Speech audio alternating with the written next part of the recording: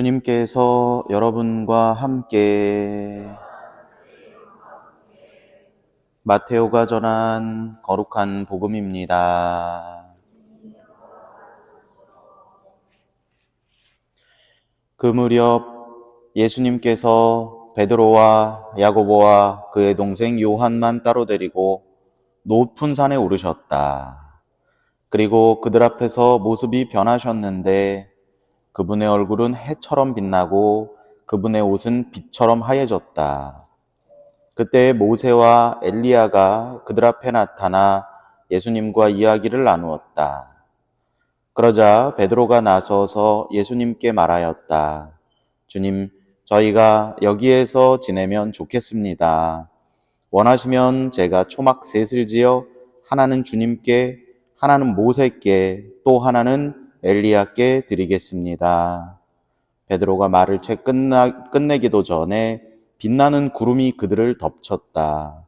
그리고 그 구름 속에서 이는 내가 사랑하는 아들, 내 마음에 드는 아들이니 너희는 그의 말을 들어라 하는 소리가 났다. 이 소리를 들은 제자들은 얼굴을 땅에 대고 엎드린 채 몹시 두려워하였다. 예수님께서 다가오시어 그들에게 손을 대시며 일어나라, 그리고 두려워하지 마라 하고 이르셨다. 그들이 눈을 들어보니 예수님 외에는 아무도 보이지 않았다. 그들이 산에서 내려올 때에 예수님께서는 그들에게 사람의 아들이 죽은 이들 가운데에서 되살아날 때까지 지금 본 것을 아무에게도 말하지 마라 하고 명령하셨다. 주님의 말씀입니다.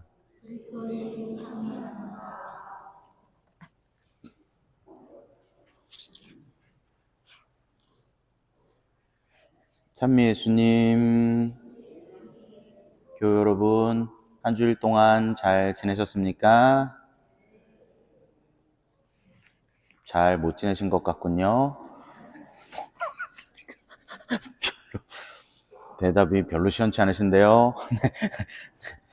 예, 오늘 우리는 사순 2주일 맞이했습니다. 사순 2주일 맞이해서 지난주에 우리가 창세기 3장의 말씀으로 어떻게 죄가 세상에 들어왔는지, 죄는 어떤 방식으로 우리를 유혹하는지, 예수님께서 유혹당하시는 장면을 보면서 우리에게 있는 세 가지 원수는 무엇인지, 우리에게 있는 세 가지 무기는 무엇인지에 대해서 잘 확인해 봤습니다. 그러셨죠? 그죠? 다 기억이 나시죠? 좋아요. 여러분들의 흔들리는 눈빛 속에서 저는 100% 기억하고 계신 확신을 느낄 수 있습니다. 네. 그랬잖아요. 그죠? 제가 지난주에 죄가 어떻게 들어오는지 먼저 우리를 방심하게, 요거까진 괜찮겠지. 그죠? 싹 꼬신 다음에 그 다음에 진짜 무기를 꺼내 들면, 그러면 시계가 왜 이렇게 3시까지 간 것처럼 그렇게 됐다가 열매를 보니 소담스럽게 보였다. 그래도 홀딱 넘어가면 이 6시쯤 내가 통제할 수 없는 지경에 이르렀다가 다시 12시가 돼야 아유, 내가 죄를 하나 짓고 말았구나, 그런 생각이 든다고 말씀드렸잖아요. 그죠? 홀딱 넘어가, 홀딱 넘어가, 홀딱 넘어가, 계속 넘어가는 거예요. 그렇게 넘어가는 인류의 죄의 반복과 확산을 창세기 3장에서 죄가 들어왔는데, 반복과 확산을, 그 계속된 역사를 창세기 11장까지 이어집니다. 창세기는 두 덩어리로 나눈다면 창세기 1에서 50장까지 있거든요. 두 개로 나누면 몇 장에서 나눌 수 있냐 하면, 만약에 50장이니까 한 25장쯤에서 반으로 나누면 딱 반 정도 되잖아요. 그죠? 25장, 24장까지를 전반부로 보는 게 아니고, 창세기는 1에서 11장까지를 한 덩어리로 보고 12장에서 50장까지를 한 덩어리로 봅니다. 무슨 얘기인지 아시겠어요? 이 얘기를 왜 할까요? 오늘 독서로 들은 아브라함을 부르시는 장면이 바로 12장 1절의 말씀입니다. 12장 1절. 두 번째 부분이 시작되는 장면이에요.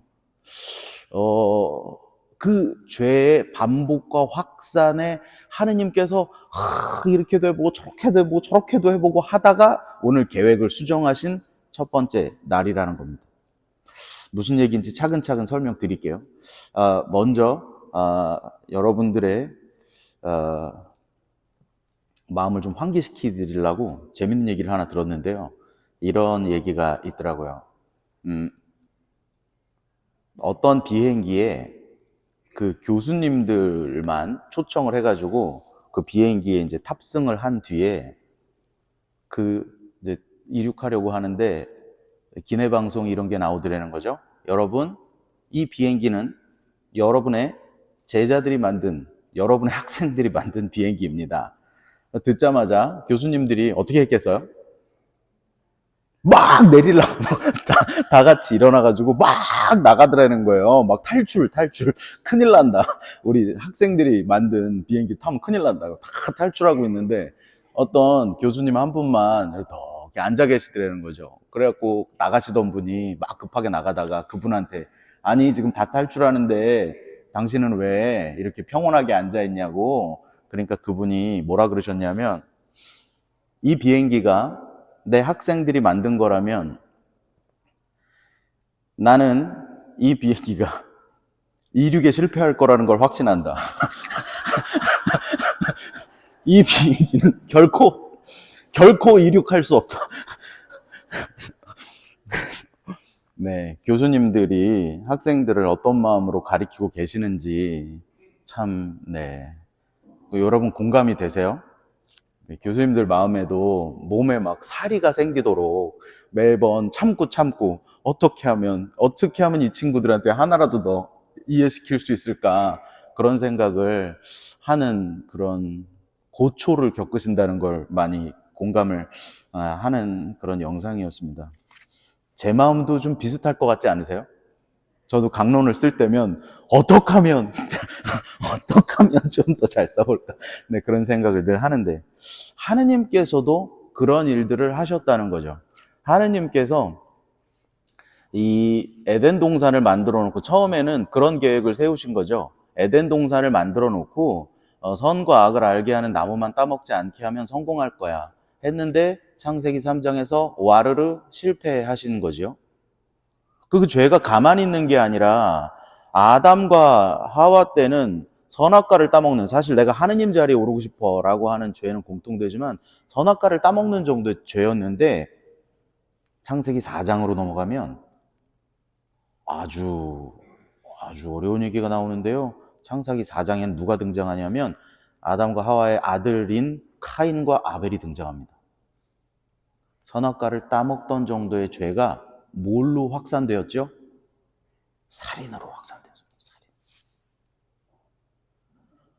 아니 아벨의 재물이 올라가고 내 재물이 안 올라간 거에 대한 그 미움이 어떻게 커져서 죄만 없어지면 내가 괜찮을 거야 라는 생각을 어떻게 할 수 있었는지, 그 결정의 후에 어떻게 내 피부치인 아벨을 죽여버릴 수 있었는지 너무 놀랍지만 그것은 죄는 가만히 있지 않고 자꾸만 확산됩니다. 발전합니다. 이런 것들을 창세기 저자가 말하는 듯 합니다. 그렇게 세상에 죄가 많아지는 거예요. 많아지다가 누가 등장하냐면 5장에서 노아가 등장합니다. 노아가 등장할 때 하느님께서 세상에다 이런 얘기를 하시는 거예요. 세상에 악이 너무나 많아. 사람들의 마음에 너무나 악이 많아서 내가 참을 수가 없어. 물로 쓸어버려야 되겠어. 노아야, 내가 보니까 너는 아주 정결한 사람이야. 그러니까 네가 그죠? 네. 나보다 산 위에다가 방주를 만들어라. 그리고 그리고는 뭘 했어요? 정결한 동물들만 한 쌍씩 모아 방주에다 대피시켜라. 그죠? 그러니까 하느님이 이렇게 해보는데 막 죄가 막 팍 퍼지니까 안 돼, 안 돼. 이래선 안 돼. 쓸어버려. 쫙 쓸어버리시는 작업을 하는 거죠. 노아가 방주를 만들어서 정결한 사람들과 정결한 동물들만 방주 안에 들어갈 수 있었습니다. 40일 동안 비가 내려서 정화를 하기에 땅은 완전히 정화됐다고 보는 거예요. 150일 동안 물이 차 있었다 그랬어요. 그리고 나서 물이 내려가니까 이제 비둘기 보내가지고 이제 무태 탁 쓰게 됐죠. 그러면 다시 에덴 동산처럼 깨끗하게 아무 죄도 안 벌어지는 상황이 벌어졌을까요? 이 인간의 마음 속에서 올라온 이 죄가 말이죠. 그렇게 정화를 해도 여러분, 그렇게 정화를 해도 안 되더라는 거죠. 그렇게 본인이 물로 쓸어버리신 다음에 이제 다시 정착한 사람들을 보고 이 하느님께서 내가 내 창조물 모두를 쓸어버리다니 내가 다시는 그런 일을 하지 않겠다. 내가 이제 다시 이렇게 온 세상을 쓸어버리는 일 하지 않을게 라고 하는 약속으로 무지개를 구름 사이에 내가 무지개를 띄워놓을 것이니 그게 이제 창세기 8장쯤 가는 겁니다. 쭉 이렇게 가는 거예요. 그래가지고 이게 모두가 다 깨끗해지면 참 좋았을 텐데 창세기 11장에서는 어떤 일을 사람들이 벌이냐면 신화를 하는데 함께 모여가지고 그때는 사람들이 기술이 좀 생겼는지 돌 대신 벽돌을 쓰고 진흙 대신 역청을 썼다. 이게 벽돌을 쌓으면요. 자연석으로 지으면 요만큼밖에 못 짓는데 벽돌로 쌓으면 저만큼까지 올라가잖아요. 그죠? 그 사람들이 자기가 꽤 놀라운 기술을 가지고 있다 생각하고 그렇게 기술을 가지고 있자마자 사람들은 어떤 생각을 해요? 이 정도면 나도 하느님하고 어깨를 나란히 할 수 있지 않아? 이런 생각을 한다는 거죠. 그러니까 바벨탑을 세운 목적이 뭐예요? 꼭대기가 하늘까지 닿는 탑을 쌓자. 그렇게 써 있어요. 성경에 꼭대기가 하늘까지 닿는 탑을 쌓자. 하늘까지 꼭대기가 닿은 그 꼭대기에 내가 올라가 하늘에 내가 있으면 내가 뭐라고요? 하느님하고 어깨를 나란히. 분명히 내가 다 정화했는데 이건 또 어디서 생긴 거야? 그렇게 생긴 거죠. 그렇게 되고 나서 하느님께서는 이제 얘네들이 말이 다 통하니까 자꾸 안 되겠다. 그래서 말을 흩어버리시는 작업을 이제 하신 거죠. 그러면 이제 어떻게 해야 됩니까? 하느님은 내가 영원한 생명을 얘네들한테 줘야 되는데 내가 내 창조물들에게 내 영원한 나라를 물려줘야 되는데 이제 어떻게 해야 되지? 이렇게 정화해도 안 되고 뭐해도 안 되고 말 흐트러도 안 되고 이거 안 되네 이거 하고 나서 12장에서 그분께서 하느님 사랑의 계획의 수정, 아주 놀라운 일이 벌어져요. 온 인류의 죄를 정화하고자 하셨던 하느님께서 돌연 태도를 바꾸셔서 권능을 떨치는 모습이 아니라 친구처럼 한 명, 한 가문, 한 민족을 선택하셔서 아브라함아 이렇게 부르십니다. 온 세상 사람들한테 말하는 게 이제 아니에요. 본인의 놀라운 힘으로 쓸어버릴 거야. 정화할 거야. 이거 할 거야. 그 계획은 이제 없어졌어요. 그 계획도 다 실패로 돌아갔어요. 한 명을 바꿀 거야. 아브라함을 바꿔서 이 민족이 오늘 이렇게 얘기하시잖아요. 너에게 복을 내려주고 네가 복이 되게 하겠다. 라고 이야기하시면서 하느님께서는 아브라함에게 접근하십니다. 한 명에게 접근하셔서 그들과 친구처럼 계속 그 사랑을 실천하시는데요. 그래서 창세기는 1장부터 11장까지는 창조와 죄의 시작, 죄의 확산을 이야기하고 있고 12장부터는 아브라함, 그 다음 야곱, 그 다음 요셉 3명 얘기가 나오면 창세기가 끝나요. 전반부는 죄의 시작과 확산, 두 번째는 성조들의 역사 이렇게 됩니다. 이 놀라운 사랑의 역사의 시작점을 오늘 여러분들께서 함께 확인하신 거죠. 그런데 그 시작이 왜 중요하냐면 그 시작은 그 변화는 결국 승리한 변화이기 때문에 그렇습니다. 예수 그리스도로부터 완성될 구원 역사의 장엄한 시작 부분입니다. 아브라함아 하고 부르시는 장면. 아브라함아, 친족과, 여기 써놨어요. 친족과, 고향과 친족과 아버지의 집을 떠나. 고향과 친족과 아버지의 집을 떠나. 원래 살던 방식에서 떠나. 오늘 예수님께서도 이렇게 얘기하시죠. 일어나라, 두려워하지 마라. 일어나라, 나와 함께 가자. 너희가 살던 방식이 아니라 내가 세상에 사랑을 주려고 하는 방식, 십자가의 승리로 함께 가자. 저는 굉장히 비슷하게 느껴집니다. 아브라함아, 고향과 친족과 아버지를 떠나. 내가 보여줄 곳으로 가거라 라고 말씀하시지요. 예수 그리스도로부터 오늘까지 영원히 이어지는, 계속해서 이어질 하나님 구원 역사의 승리의 시작의 장면입니다. 주님께서는 힘으로 내리 누르시는 정화가 아니라 따뜻한 부르심으로, 그 사람에 대한 믿음으로 온전한 변화 속에서 당신의 구원 계획을 이렇게 시작하십니다. 그가 변해야 합니다.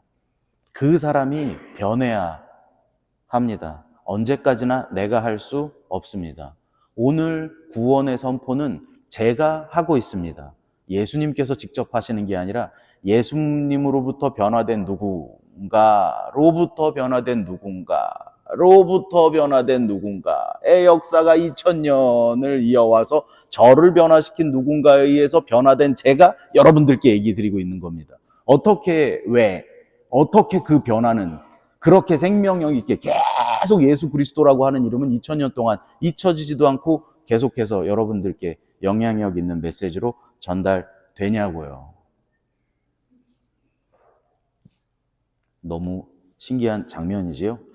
얼마 전에 그 이금희 아나운서가 나온 어떤 프로그램을 보다가 그 아나운서가 이런 얘기를 하는 걸 들은 적이 있어요. 엄마가 입을 열면 아이는 입을 닫는다. 엄마가 귀를 열면 아이는 말을 하기 시작한다.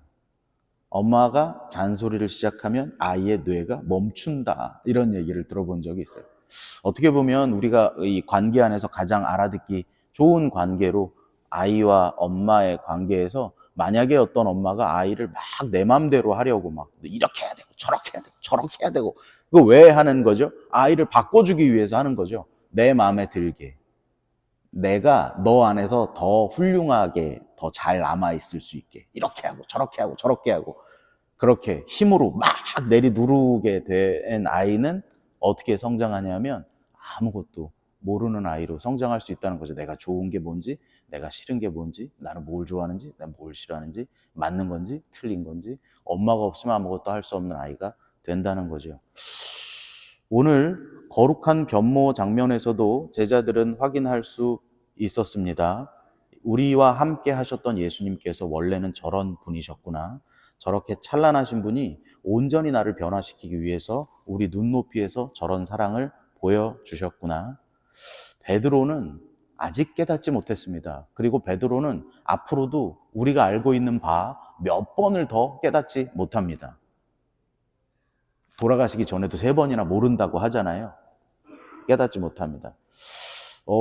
그대로 멈춰있고 싶습니다. 하지만 그렇게 매번 알아듣지 못할 때도 주님께서는 늘 기다려주시고 늘 이해해 주시고, 그리고 오늘도 십자가의 승리를 이야기하시고 그것에 맞는 찬란한 모습을 보여주실 분 베드로를 꾸짖지 않으십니다. 결국 베드로도 그 몇 번의 고비 끝에 십자가에서 승리하는 영광을 얻게 됩니다.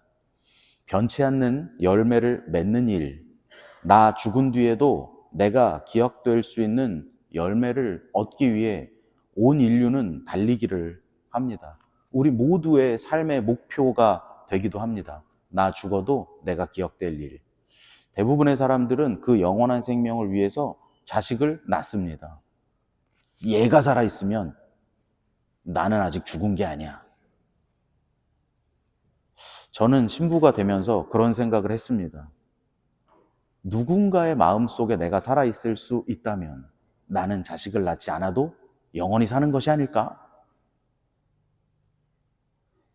그런 출사표를 한번 던진 것 같아요. 제 삶에서. 나는 이 부모 자식 관계에서도 어떤 자식들은 부모를 생각하지도 않고 그렇게 사는 사람들도 많은데, 나는 자식은 없지만 이 젊은 친구들을 감동시켜가지고 저 사람들 안에 살아봐야, 영원히 살아봐야 되겠어 라고 하는, 내가 남는 것이 아니라 예수 그리스도를 남겨야 되겠어 라고 하는 마음을 가지고 사제가 된 것이 아닌가 생각해 봅니다.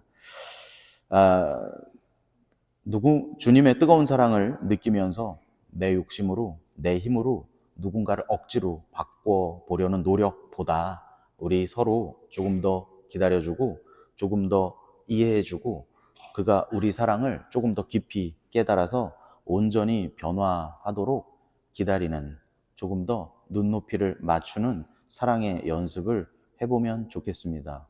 오늘 주님께서 영원한 생명이라고 하는 곳으로 우리를 이끌어 가시기 위해서 우리 눈높이에 맞춰서 우리를 늘 더 기다려 주시겠다는 약속을 독서 복음에서 하고 계신 듯 합니다. 주님의 방식을 따라서 우리의 사랑과 노력이 영원한 열매를 맺을 수 있도록 함께 기도하는 이번 한 주간 되어보시면 좋겠습니다. 아멘.